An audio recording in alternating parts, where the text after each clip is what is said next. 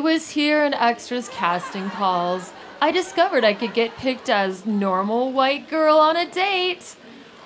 Opening now before me was the wondrous gift to get paid to really fuck shit up while getting tons of international free promotion for my comics. When it came time to shoot the show, I would subvert and hijack the set into being a Dada surreal prank on all cast and crew. This particular type of Dada prank immersive theater fuckery comes naturally to me. But now with an all-new trending twist. On the sets of these dating shows, I planned it so that they had already paid me, hijacking the entire cast and crew at the location, so there was no turning back. I lured one date by saying, "Oh my god, I can't wait to show you my sexy swimsuit in the hot tub." Then I demurely went into the ladies' room and put on my, quote, swimsuit and hopped out into the lobby wearing my mermaid costume. When my date walked into the pool area of the hotel and saw I had magically transformed into a mermaid in the jacuzzi, the camera zoomed into his shocked face just before I splashed him.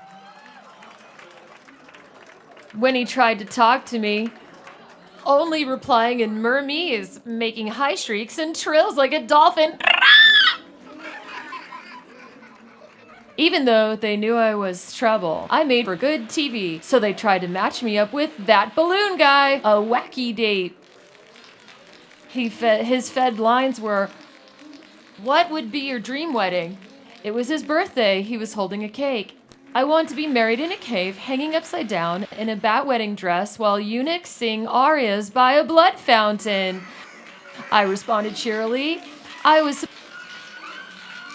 was supposed to cut the cake with a knife, but instead threatened him with a knife from the birthday cake, saying, "The best way for a man to remember me is with a scar."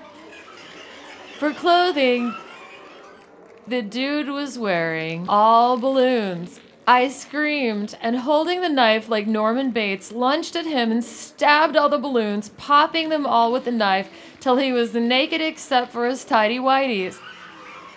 The sexy black guy with the strong arms who worked as a DP for the cameraman almost wrecked the shot, grabbing for my hands when I did that. One douche in a silky black shirt showing his changed nestled in chest hair. "Salted my doll Isabel." "You're Cabbage Patch, bitch!"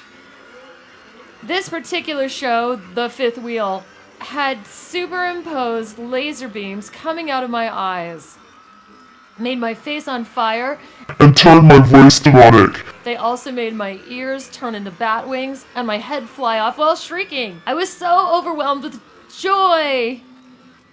One query was, if you fell madly in love and got married, but he gained 500 pounds, then what?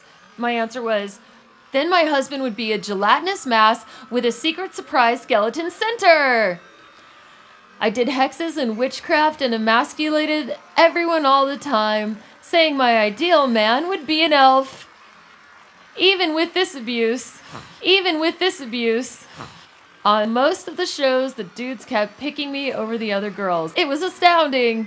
On Flavor of Love 3, I was traumatizing and confusing everyone because they didn't understand why a maniac in a Mary Poppins hat with a banjo was making it through all the layers of additions. After seeing Isabel sing, claiming Flavs and her could make sweet music together, New York said, "I feel sorry for her ass." And Flavs made this grimace fake smile with his grill.